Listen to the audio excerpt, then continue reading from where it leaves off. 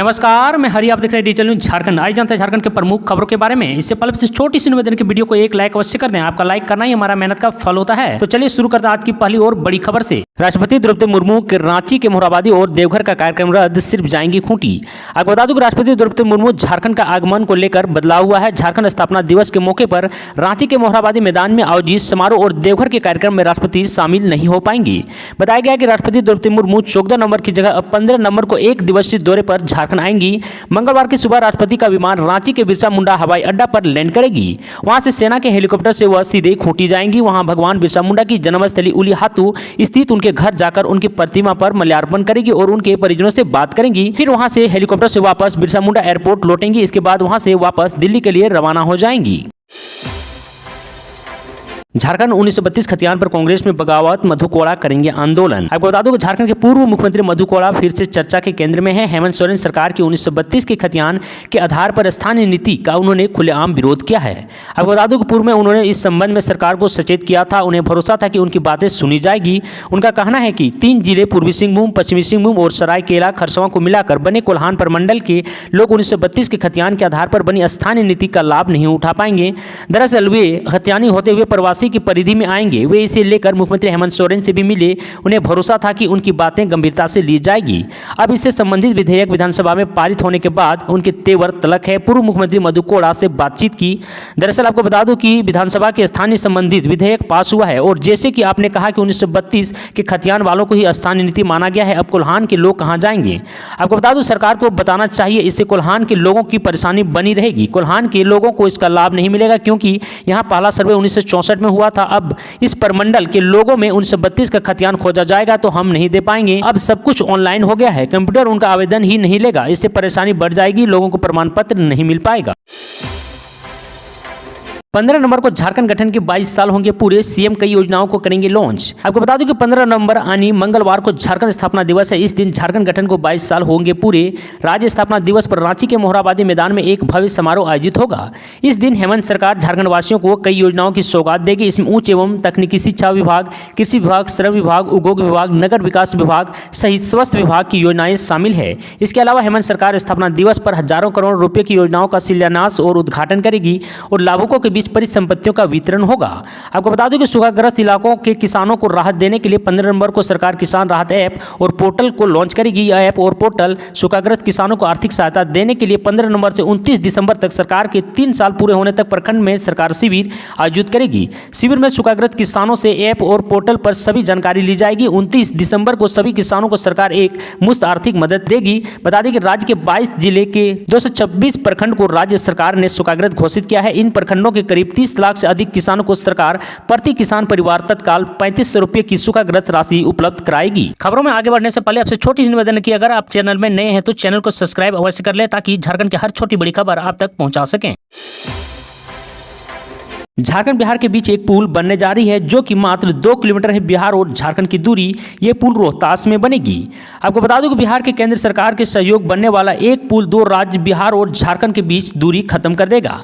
मात्र 2 किलोमीटर का सफर आपको पड़ोसी राज्य धरती पर पहुंचा देगी। केंद्रीय मंत्री नितिन गडकरी 14 नवंबर को इस पुल का शिलान्यास करेंगे। पुल बन जाने से 2 राज्यों के लोग और करीब आ जाएंगे और एक दूसरे के सुख दुख में शामिल हो सकेंगे। यह पुल निर्माण रोहतास में होने जा रहा है। लगभग 50 लाख आबादी को सीधे लाभ मिलेगा। जिले के नौहट्टा प्रखंड के पंडक्का में सोन नदी पर पुल निर्माण होने से झारखंड की दूरी काफी कम हो जाएगी।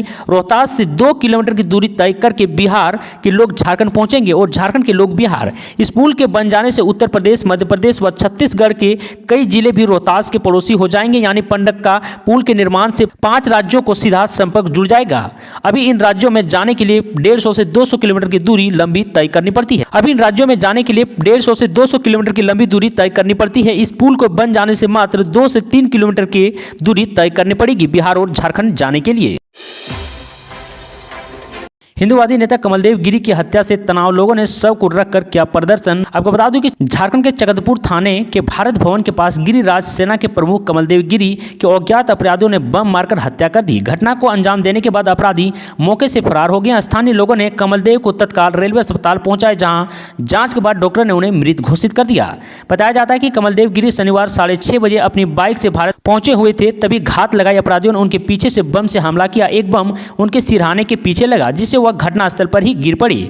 घटना के बाद इलाके में भगदड़ मच गई। आनंद फानन में कमल देवगिरी को इलाज के लिए चक्रधरपुर रेलवे अस्पताल लाया गया, जिसके बाद डॉक्टर ने उन्हें मृत घोषित कर दिया। घटना के बाद हिंदू संगठन में आक्रोश है। हजारों की संख्या में लोग रेलवे अस्पताल के बाहर जमा हो गए हैं। इधर सूचना पाकर जिले के एसपी डीएसपी ने रात में ही चक्रधरपुर में कैंप कर दिया। वहीं घटना की संवेदनशीलता को भांपते हुए डीएसपी कपिल चौधरी और थाना प्रभारी लक्ष्मण प्रसाद रेलवे अस्पताल में पहुंचे और जांच में जुट गए। वेतनमान की घोषणा की आश लगाए बैठे हैं पारा शिक्षक। आपको बता दूं कि झारखंड से 65,000 सहायक अध्यापक स्थापना दिवस के अवसर पर मुख्यमंत्री हेमंत सोरेन और शिक्षा मंत्री जगन्नाथ महतो से आश लगाए बैठे हैं। उन्हें उम्मीद है कि 15 नवंबर को स्थापना दिवस के अवसर पर राज्य के सहायक अध्यापक के वेतनमान की घोषणा की जाएगी। राज्य के मुखिया जब 1932 लागू कर सकते हैं तो वेतनमान की भी घोषणा जरूर करेंगे। एकीकृत सहायक अध्यापक संघर्ष मोर्चा के संजय दुबे ने कहा है कि हेमंत सरकार से सहायक अध्यापकों को काफी उम्मीद जगी है। उन्हें एक नियमावली जरूर मिली है, लेकिन जो मुख्य मांग वेतनमान उससे वे दूर हैं। समझौता के समय शिक्षा मंत्री ने कहा था कि वेतनमान पर आगे की बैठक जारी रहेगी। समझौता समाप्ति के बाद मुख्यमंत्री भी आश्वस्त किए गए थे कि जो कमी है उसे जल्द पूरा कर लिया जाएगा। एकीकृत पारा शिक्षक संघर्ष मोर्चा को उम्मीद है कि 15 नवंबर को राज्य के सहायक अध्यापक के वेतनमान के तोहफा की घोषणा की जाएगी।